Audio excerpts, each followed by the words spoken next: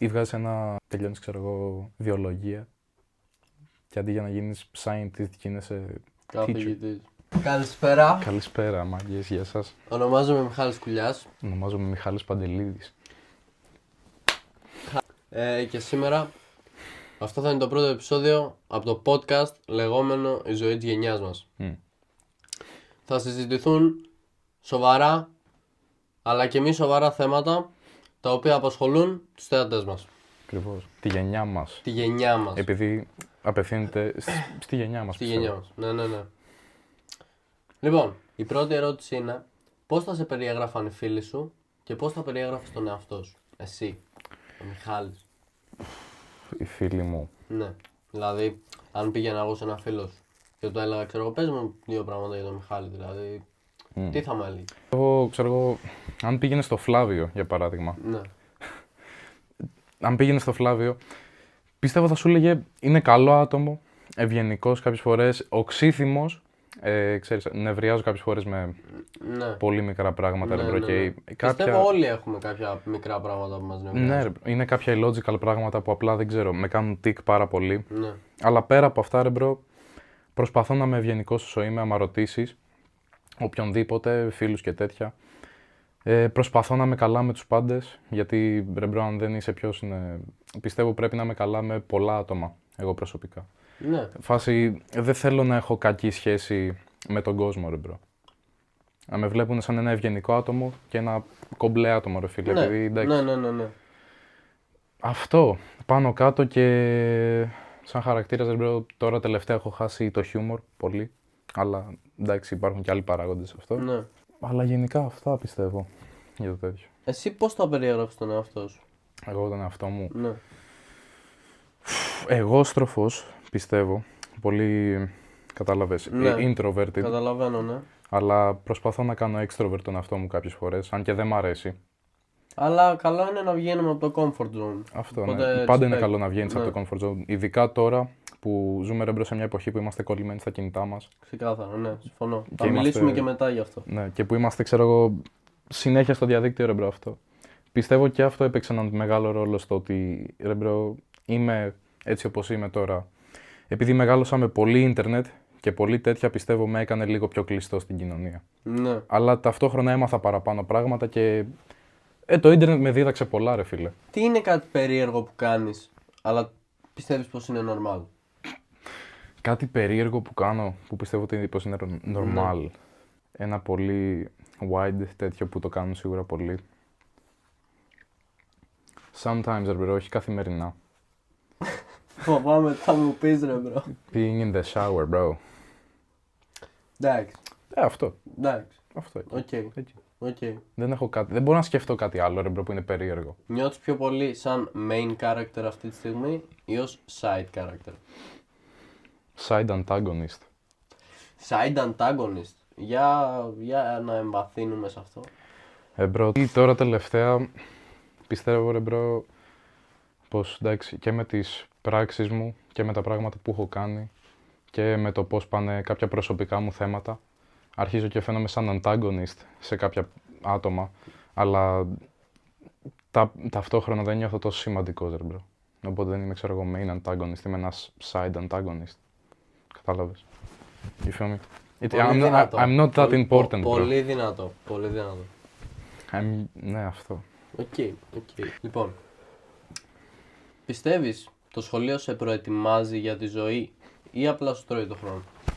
Κοίτα, το σχολείο, bro, σαν ιδέα είναι πολύ καλό πράγμα. Θα έπρεπε να υπάρχει, πιστεύω, αλλά τα μαθήματα και ο τρόπος μάθησης, bro, που έχουμε στο σχολείο είναι λάθος εντελώς. Ναι. Πιστεύω, όπως τα σχολεία, ξέρω εγώ, σε άλλες χώρες, σαν τη Σουηδία ή άλλες χώρες σαν το Switzerland, ξέρω εγώ, που έχουν πολύ γαμάτα σχολεία και μαθαίνουν με πολύ διαφορετικούς τρόπους και έχουν ένα μεγαλύτερο success rate γενικά, ρε φίλε, από τα σχολεία της Ελλάδας. Ναι. Άντε, πόσους, ρε μπρο, επιχειρηματίες να βγάλει, ξέρω εγώ, ρε μπρο, η Ελλάδα, πόσους γιατρούς να βγάλει. Ή και να μείνουν στην Ελλάδα. Οι περισσότεροι φεύγουν και πάνε αλλού. Ναι, αφού η Ελλάδα δεν σου δίνει. Δεν δίνει Είναι βάση. το ταβάνι πολύ χαμηλά. Ναι, ρε μπρο, Καταλαβαίνεις. Δηλαδή από ένα σημείο δεν μπορείς να ανέβεις. η Ελλάδα τώρα πλέον, ρε μπρο, δεν σε βοηθάει καθόλου. Ναι. και πιστεύω τα σχολεία τους τα έχουν λίγο γραμμένα. Ταυτόχρονα, ρε μπρο, ο τρόπος μάθησης, εντάξει, μας βάλανε διαδραστικούς πίνακες. Και τι κάναμε με αυτό, ρε μπρο, εδώ στα άλλα σχολεία μαθαίνουν με tablets, δεν παίρνουν καν homework για το σπίτι, το κάνουν εκεί πέρα όλο. Και γενικά μαθαίνουν περισσότερα πράγματα, κάνουν άλλα μαθήματα, μαθαίνουν οικονομικά, ξέρω εγώ, από πολύ πιο μικρή ηλικία, Ναι. πολύ πιο ενδιαφέρον μαθήματα, ξέρω εγώ, οικολογία και τέτοια. Και αυτό εμείς δεν τα έχουμε απλά εδώ πέρα. Ένα παιδί από άλλη χώρα με καλύτερες εγκαταστάσεις έχει πιο πολλές ευκαιρίες, πιστεύω, από πολλά παιδιά στην Ελλάδα. Συμφωνώ. Αν ήσουν εσύ υπεύθυνος γι' αυτό, τι θα έκανες? Πώς θα άλλαζες το σύστημα? Καταρχάς, θα αρχίσουμε από απουσίες και τέτοια. Ναι. Δεν πιστεύω θα διέγραφα εντελώς τις απουσίες. Απλά το όριο ρεμπρό θα ήταν πολύ πιο πάνω. Το όριο ρεμπρό μπορεί να είναι 200 απουσίες. Άμα κοιμάσαι κάθε μέρα ρεμπρό για τουλάχιστον τις 5 από τις 3 ώρες ρεμπρό, θα φτάσει πολύ γρήγορα. 200 το ακούω. Ναι. Εκεί πέρα θα ήταν το όριο ρεμπρό. Δεν θα πήγαιναν πιο πάνω γιατί μετά εντάξει. Μετά του γάμα στη μάνα. Του γάμα με τη μάνα γι' αυτό. Πιστεύω δεν θα υπήρχε. Δεν χρειάζεται πιστεύω το homework έτσι κι αλλιώς στο σπίτι. Επειδή έτσι κι αλλιώς τα περισσότερα παιδιά τώρα πάνε φροντιστήρια απευθείας μετά το σχολείο. Και το κάνουν εκεί. Ναι, οι περισσότεροι. Ναι, αυτό δεν. Τους τα λύνουν εκεί πέρα ρε μπρο στα φροντιστήρια. Επειδή αυτό γίνεται. Κακά τα ψέματα. Μας τα λύνουν, μας μαθαίνουν κάτι καινούριο που δεν μας τα μαθαίνουν καλά στο σχολείο. Ναι. Το πληρώνουμε ρε φίλε έξτρα. Και αυτό φίλε γίνεται μόνο στην Ελλάδα. Ναι, δεν γίνεται όντως κάπου αλλού. Γίνεται μόνο στην Ελλάδα. Σε άλλα σχολεία δεν πάνε φροντιστήρια. Αυτό. Δεν το βρίσκω ρε μπρο λογικό μια χώρα που και καλά έκτισε ρε μπρο όλη τη δημοκρατία και όλη την παιδεία να καταντήσει έτσι ρε φίλε. Το homework θα γινόταν ρε φίλε στα σχολεία, αλλά οι καθηγητές ρε μπρο θα έπρεπε να είχαν πολύ παραπάνω ενδιαφέρον για τα παιδιά. Επειδή πολλοί καθηγητές τώρα, ξέρω εγώ, αν πάρεις παράδειγμα το σχολείο μας, έχει πολλούς καθηγητές που είναι στα αρχίδια τους για τα παιδιά. Πώς παίρνουν καν το χαρτί τώρα να γίνουν καθηγητές, εξήγησαν μου και εμένα. Βγάζει ρε φίλε τη σχολή, ξέρω εγώ. Ή βγάζεις τελειώνεις, ξέρω εγώ, βιολογία και αντί για να γίνεις scientist γίνεσαι Καθηγητής. Αυτά είναι, bro. Αυτά είναι. Ταυτόχρονα οι καθηγητές δεν έχουν καλό pay στην Ελλάδα, καθόλου καλό pay, δεν μπορούν να ζήσουν οι άνθρωποι κανονικά. Και πιστεύω είναι και αυτός ο λόγος που δεν προσπαθούν κάποιοι στο σχολείο ταυτόχρονα να είναι καλοί στους μαθητές. Επειδή και σε άλλες χώρες έχουν πολύ καλό pay. Ναι. Καλύτερο βασικά. Όχι το καλό αυτό, ναι.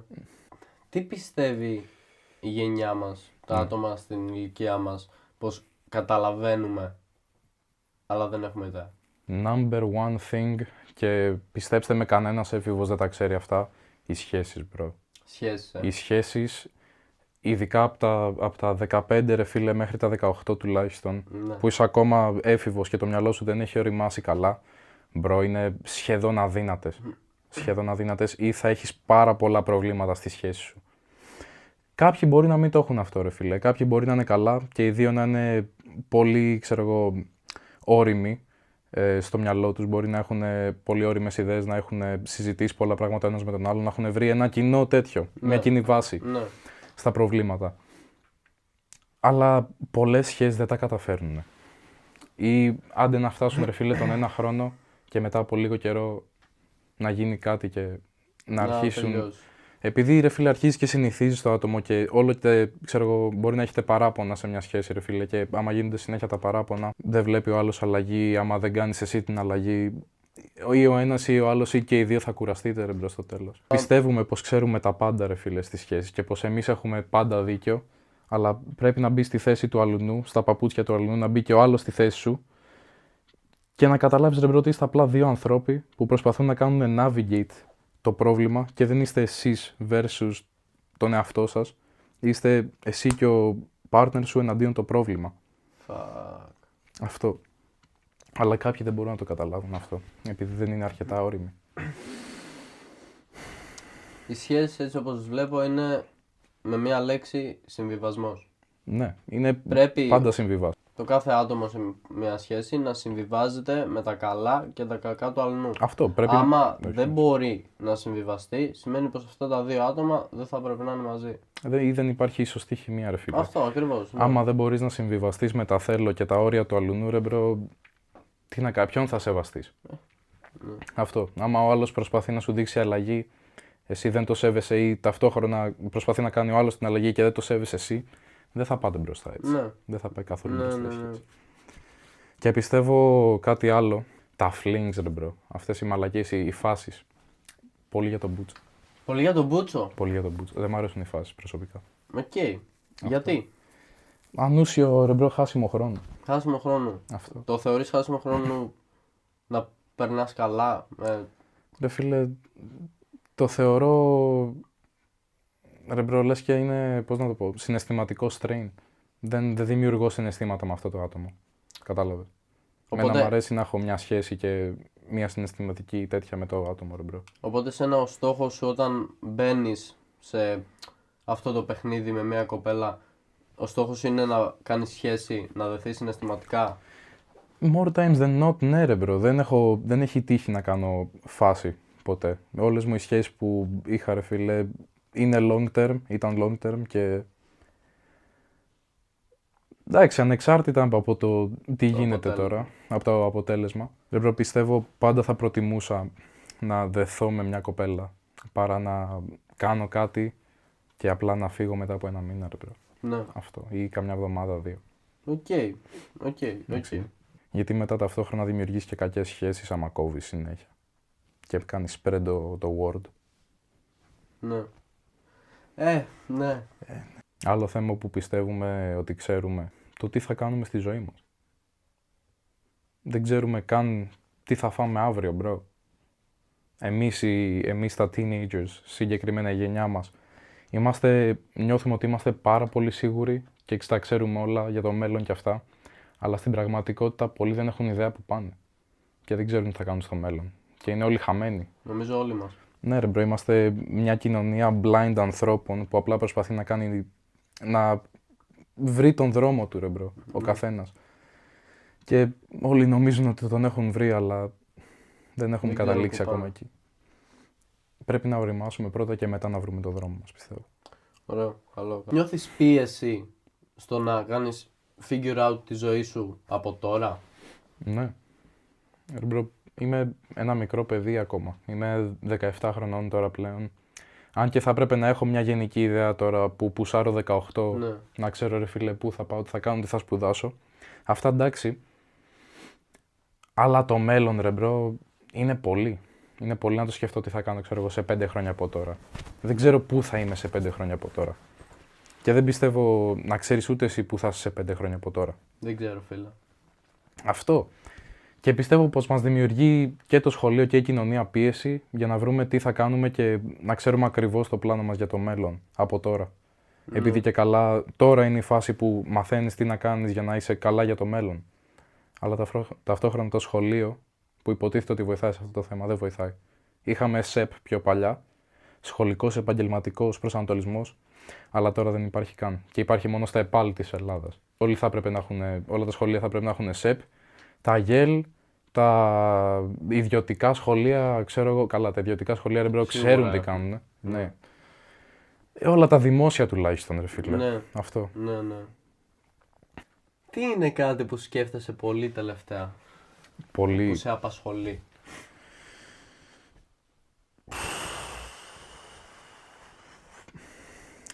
Κοίτα, θα πω για την υγεία μου, ρε μπρο. Να σου πω αυτό. Okay. Η υγεία μου τώρα τελευταία, ρε μπρο, δεν πάει και τόσο καλά. Ξέρεις εσύ. Ξέρω. Και αυτό, πιστεύω, αν συνεχίσω έτσι και δεν κάνω ένα μικρό cutback, δεν θα είμαστε εδώ, ρε μπρο. Και να μιλάμε. Ναι. Αυτό. Είναι ένα πράγμα που με φοβίζει, γιατί ταυτόχρονα φοβάμαι το θάνατο πολύ. Είναι ένα πολύ μη σίγουρο πράγμα για μένα ο θάνατος, γιατί δεν ξέρω καν τι θα γίνει. Θα πεθάνω, θα μείνω στο χώμα και θα σβήσω απλά. Θα πάω κάπου, δεν θα γίνει τίποτα, θα γίνω reincarnated. Ένας Θεός ξέρει ρε μπρο, όποιος πιστεύει σε όποιον πιστεύει, ξέρω εγώ, κατάλαβες. Ναι. Αλλά ναι, ταυτόχρονα φοβάμαι το θάνατο και κάνω κακό στην υγεία μου και αυτό με φοβίζει. Επειδή είναι ένα loophole και δεν μπορείς να σταματήσεις κάποιες φορές. Είναι έτσι. Είναι. Αλλά τώρα τελευταία ρε μπρο, Το δουλεύουμε. το δουλεύουμε, ναι. Καλύτερα από το να μην το δουλεύεις καθόλου. Και βέβαια. Small steps. Τι ελπίζεις να έρθει μετά το θάνατο? Τι ελπίζω να έρθει μετά το θάνατο. Ναι. Να σου πω την αλήθεια, δεν ελπίζω κάτι. Ελπίζω. Κοίτα, θα ήταν πολύ γαμάτο να με έκαναν reincarnate σε άλλη ζωή, ρε μπρο. Και να σε έκαναν reincarnate, δεν θα είχες καμία ανάμνηση. Να είχα. Εντάξει. Πες τώρα, ξέρω, φαντάσου να είμαστε reincarnated τώρα. Ναι, αλλά. Δεν είχαμε Μπράβο. ανάμνηση από πριν. Αυτό. Αλλά υπάρχουν και κάποια. Έχεις δει αυτά τα παιδιά, ξέρω εγώ, στο TikTok. Ήταν ένα παιδί που έλεγε, ξέρω εγώ, ότι ήταν και καλά μαχητή σε αεροπλάνα και τέτοια, στον δεύτερο παγκόσμιο. Και είχε ένα birthmark που όντως είχε ο άλλος, ένας πιλότος, ξέρω εγώ, στο US Army. Και το παιδί έλεγε ιστορίες που έκαναν match-up ακριβώς την ιστορία του πιλότου αυτό. Ναι. Και ήταν πολύ, πολύ creepy, ξέρω εγώ. Επειδή όντως ήταν reincarnated, πώς θα ξέρει αυτό ένα μικρό παιδί στην ηλικία των 5, ξέρω εγώ. Κοίτα, υπάρχουν πολλοί τρόποι που θα μπορούσε να γίνει αυτό. Αλλά γιατί να ήταν μόνο αυτό το παιδί ή άλλα 2-3 και να μην ήμασταν όλοι. Θεωρητικά, σπονάραμε. το reincarnation θα έπρεπε να γίνεται χωρίς καμία ανάμνηση της προηγούμενης ζωής. Ναι. Αλλά λογικά υπάρχουν οι εξαιρέσεις. I guess. Πρέπει να υπάρχουν κάποιες εξαιρέσεις ρεμπρό στον κόσμο. Πάντα. Ή μπορεί να είσαι ρεμπρό απλά μια καινούρια ψυχή. Δεν το ξέρεις καν. Εάν είσαι καινούργια ψυχή, τότε θεωρητικά δεν είσαι reincarnated. Ναι, αυτό είσαι απλά μια καινούρια ψυχή. Θα πάθεις reincarnate μόλις πεθάνεις. Οκ. Ακούω. Θα ήταν cool ιδέα αυτό. Άλλη ιδέα για το τι θα γινόταν μετά το θάνατο. Ο παράδεισος, εντάξει. Ναι. Ή η κόλαση, ρεμπρό. Ξέρουμε όλοι που θα πηγαίναμε. Δεν είμαστε όλοι καλοί άνθρωποι. Οι περισσότεροι. Γι' αυτό. Έχουμε κάνει πράγματα που μετανιώνουμε. Αλλά προχωράμε. Προσπαθούμε να γίνουμε καλύτεροι κάθε μέρα. Αυτό είναι το όλο point. Αυτό είναι το όλο point. Πιστεύεις τα άτομα της ηλικίας μας είναι όντως χαρούμενα ή απλά αποσπάνουν την προσοχή τους, δηλαδή προσπαθούν να αποσπάσουν? Πολύ καλή ερώτηση. Κατάλαβες. Πολύ καλή ερώτηση. Κανείς δεν έχει βρει χαρά, μπρο, στην γενιά μας, πιστεύω. Το πιστεύεις αυτό? Είναι πολύ λίγα άτομα που λένε ότι έχουν βρει χαρά, ρε μπρο, αλλά οι περισσότεροι λένε μαλακίες. Βασικά σχεδόν όλοι. Δεν ξέρουμε τι είναι η χαρά, ρε μπρο. Επειδή έχουμε κάνει flood τον εγκέφαλό μας με τόσες άκυρες μαλακίες και τόσα πολλά πράγματα που έχουμε ξεχάσει όλη την έννοια. Κανονική χαρά παίζει να νιώθαμε πριν μπούμε στην εφηβεία. Ή όταν ήσουν ακόμα παιδί, ρε φίλε. Τότε ένιωθες κανονική χαρά. Τώρα πλέον έχει γίνει ένα facade στα αγγλικά. Μια μάσκα, ρε μπρο, που βάζεις. Ναι. Και έτσι κάνεις present τον αυτό στην κοινωνία. Έχουμε 3 μάσκες εμείς οι ανθρώποι, ρε μπρο. Αυτή που δείχνεις στην κοινωνία, στον καθημερινό κόσμο, αυτή που δείχνεις στους κοντινούς σου φίλους και στην οικογένειά σου και αυτά που σε ξέρουν σε ένα πιο βαθύ level. Και αυτή που βλέπεις τον καθρέφτη. Και αυτή που βλέπεις τον καθρέφτη κάθε βράδυ με τις σκέψεις σου, ρε μπρο, στο κρεβάτι σου. Στο κάτω-κάτω είσαι εσύ και ούτε εγώ πιστεύω ότι έχω βρει, ρε φίλε, τη χαρά ή το happiness, αυτό που λένε. Κανείς δεν το έχει βρει, πιστεύω. Ή όποιος λέει ότι το έχει βρει, λέει ψέματα και το ξέρει. Αυτό πιστεύεις είναι γενικά για την ηλικία μας σε όλο το timeline? Ή πιστεύεις πως προηγούμενες γενιές όταν φτάνουν στη δικιά μας την ηλικία, την εφηβεία και την προεφηβεία, να ήταν καλύτερα και πιο εύκολο να βρουν αυτή τη χαρά? Πριν την ψηφιακή εποχή, μπρο, σίγουρα. Πιστεύω το ίντερνετ και όλα αυτά και τα social media και όλες αυτές οι ιδέες που μας πλασάρονται κάθε μέρα μας έχουν κάνει να χάσουμε εντελώς την μπάλα για τη χαρά. Αυτό. Οι παλιές γενιές δεν το είχαν αυτό. Δεν είχαν και την καθημερινότητα του ίντερνετ και τα rush ντοπαμίνης κάθε μέρα και όλη μέρα. Ναι. Μπορούσαν να βρουν πράγματα να κάνουν που θα τους έδιναν κανονική, ρε φίλε, κανονικό satisfaction και χαρά κανονική. Ναι. Δεν παίρνουν ψεύτικη χαρά από κάπου αλλού. Αυτό. Πιστεύω εμείς έχουμε δηλητηριαστεί σαν γενιά, ρε μπρο. Από το διαδίκτυο. Οκ. Πώς έχει επηρεάσει προσωπικά το social media? Το social media. Ας πούμε ότι μπήκα στο social media, ρε μπρο, από το 2020. Πιστεύω τώρα είμαι πόσα, 6 χρόνια στο social media. Μπρο, έχω δει τα πάντα. Μέσα μαζικής ενημέρωσης και επικοινωνίας, σαν το Instagram, ρε μπρο, Twitter και τέτοια, TikTok μαλακίες, μπήκα το 20. Αλλά γενικά ίντερνετ και τέτοια και YouTube και μαλακίες άρχισα να βλέπω πάρα πολύ μικρός. Ναι. Και unfiltered πράγματα, επειδή δεν με τσέκαραν ποτέ οι γονείς μου, Άρα μπορούσα να αγγίξω και να δω πάρα πολλά θέματα που δεν έπρεπε να δω σε τόσο μικρή ηλικία. Όπως? Ρε φίλε, πολλά για το θάνατο, πολλά πολιτικά θέματα, πολλές θεωρίες, ξέρω εγώ, πράγματα για το σύμπαν μας. Θεωρίες διάφορες, άκυρα βίντεο, μαλακίες, ταυτόχρονα γκορ. Πολύ γκορ, bro. Πάρα πολύ γκορ πέφτει στο διαδίκτυο. Είσαι εκεί πέρα, βλέπεις το Mexican Cartel. Μπαίναμε στο Gore Gauntlet και απλά βλέπαμε. One man, one jar. Πώς αλλιώς σε έχει επηρεάσει εσένα το social? Το social media. Με έχει κάνει πολύ παρανοϊκό κάποιες φορές. Επειδή πολλές ιδέες διαδίδονται στα social media. Ξέρω εγώ, πάλι θα πιάσω τις σχέσεις. Πολλές ιδέες για τις σχέσεις διαδίδονται. Πολλά λάθος μηνύματα. Ταυτόχρονα πολύ misinformation γενικά για τη ζωή. Αυτό. Ναι. Και ναι, πολλοί το χάβουνε, ρε μπρο. Και εγώ έχει τύχει να χάψω κάποιες ιδέες. Αυτό. Και κάποιες ιδέες απλά με έχουν κτίσει σαν άνθρωπο. Ναι. Και το social media με έχει κτίσει ταυτόχρονα. Δεν είναι μόνο η προσωπική μου ζωή που έκανα. Ήταν και αυτό τεράστιο κομμάτι, πιστεύω, για όλους μας. Ναι. Όσο μεγαλώνουμε. Και βέβαια. Πιστεύεις αυτός ο πύργος που έχει χτιστεί είναι solid ή εύθραυστος? Εύθραυστος. Γιατί? Πάντα. Αφού έχει κενά. Έχει πάντα κενά. Δεν έχω κάνει ακόμα complete όλη μου την προσωπικότητα. Αυτό, έχω ακόμα πολύ puzzle. Έχω ακόμα πολλά κομμάτια να βάλω στο puzzle του. Ναι. Αυτό.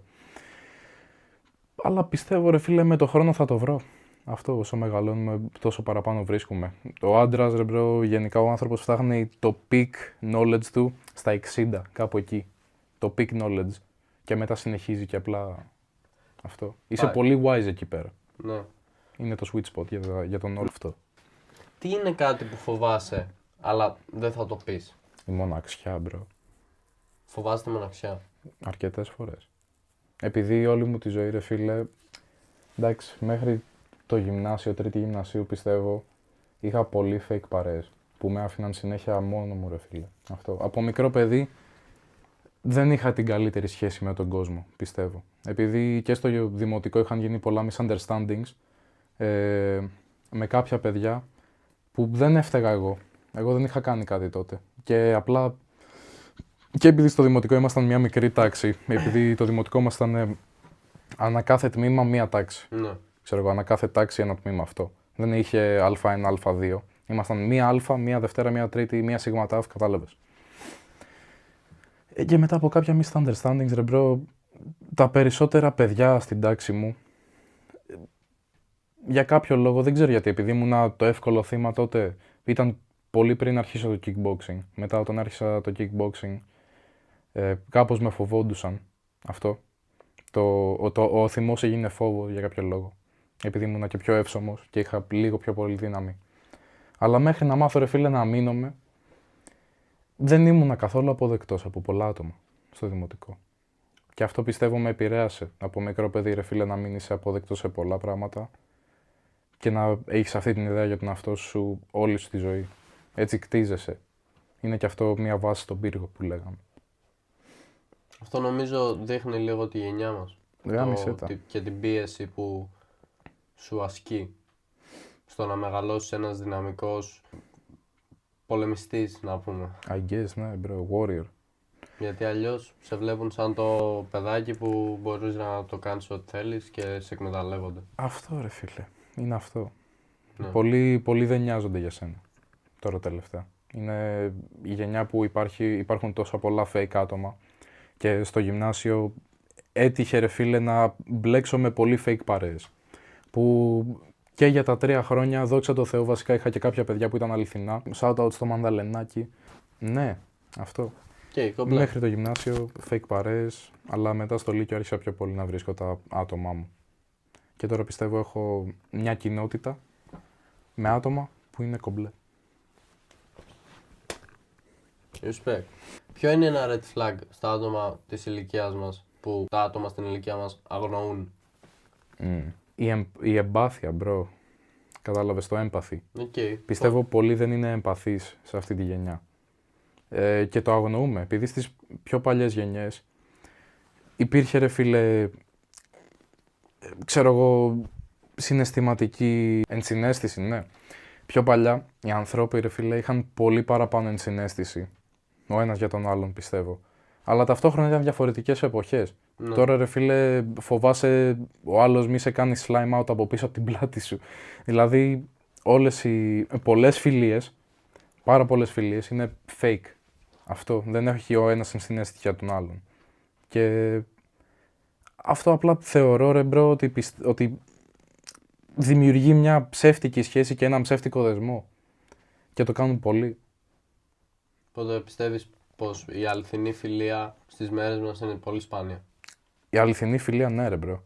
Επειδή πόσους φίλους έχεις και πόσους αληθινούς φίλους έχεις. Πόσους έγραψες με στυλό και πόσους έκανες carve σε πέτρα. Facts. Ποιο είναι το μεγαλύτερο ψέμα που τα άτομα στην ηλικία μας λένε? Διάβασα. Οκ. Δεν κάνω μαλακίες. Οκ. Δίνω παραδείγματα. Δεν καπνίζω. Μπρο, υπάρχει ένας πολύ μεγάλος αριθμός εφήβων ρε μπρο που καπνίζουν από μικρή ηλικία. Τώρα στην γενιά μας για κάποιο λόγο. Δεν ξέρω καν. Έχουμε κόψει το αλκοόλ και έχουμε αυξήσει τα υπόλοιπα. Αυτό. Τουλάχιστον μειώσαμε το αλκοόλ που κάνει καλό. Ναι, καλό αυτό. Πάνω σε αυτό που είπες, το κάπνισμα. Τι είναι κάτι που κάνουμε για να φαινόμαστε γαμάτοι, αλλά δεν είναι γαμάτο?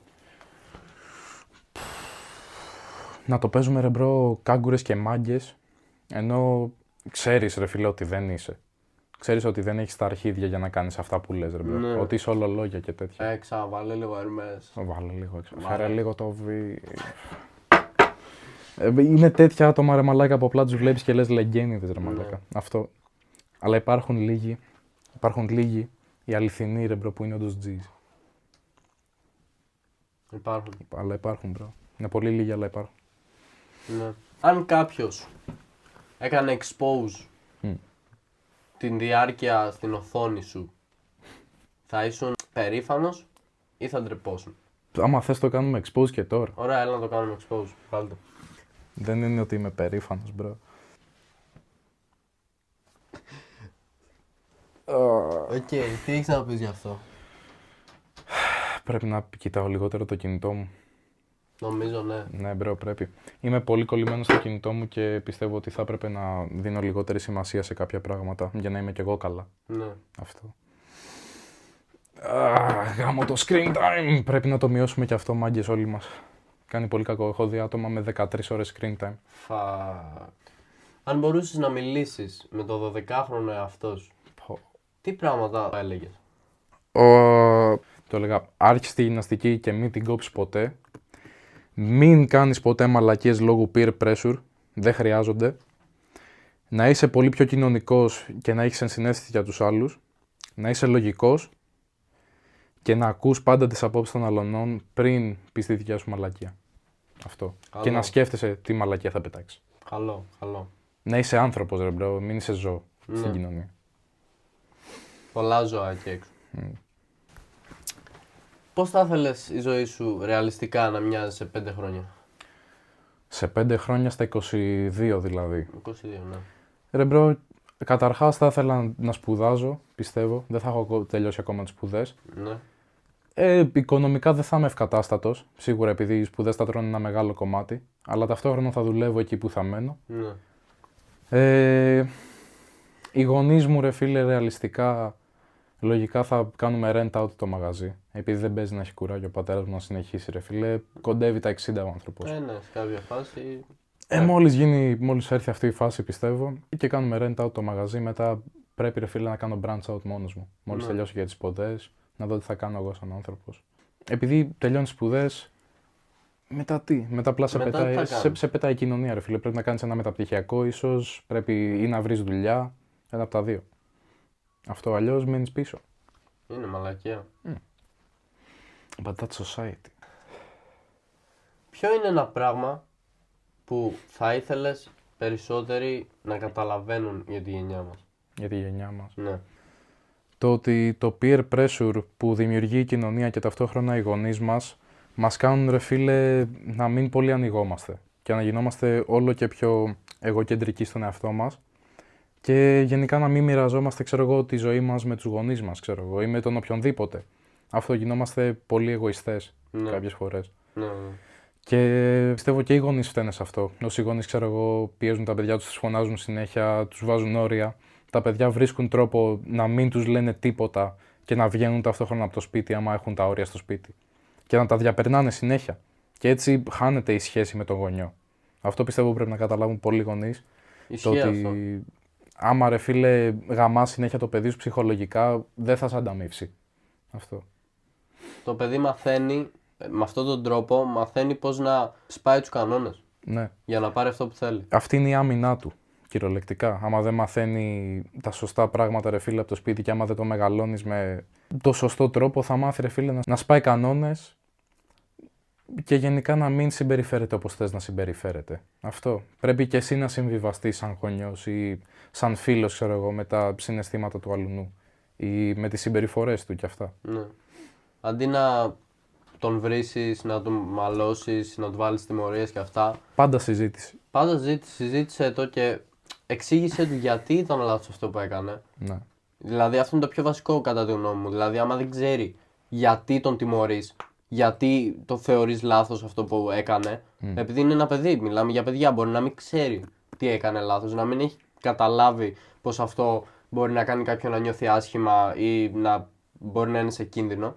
Ναι. Κάτσε κάτω, εξήγησε του τι έκανε λάθος και πώς μπορεί να το κάνει σωστά. Με το να του βάλεις τιμωρίες θα το ξανακάνει για να βρει μόνος του πώς θα το κάνει σωστά. Και αυτό δεν το θέλουμε γιατί μετά βλέπουμε τι γίνεται στις ειδήσεις. Ακριβώς. Λοιπόν, Μάικ, Αλλά αυτό. χάρηκα πάρα πολύ που σε είχα. Εγώ ευχαριστώ. Αυτό που ήταν το είμαστε- πρώτο επεισόδιο. Πες να, πρέπει να είμαστε έτσι. Είμαστε έτσι. Και θα τα πούμε στο επόμενο, ελπίζω να σας άρεσε και πείτε μου αν θέλετε να κάνουμε περισσότερα τέτοια έτσι. Πολλά φιλάκια, αστεράκια μου. Φιλάκια. Γεια σας.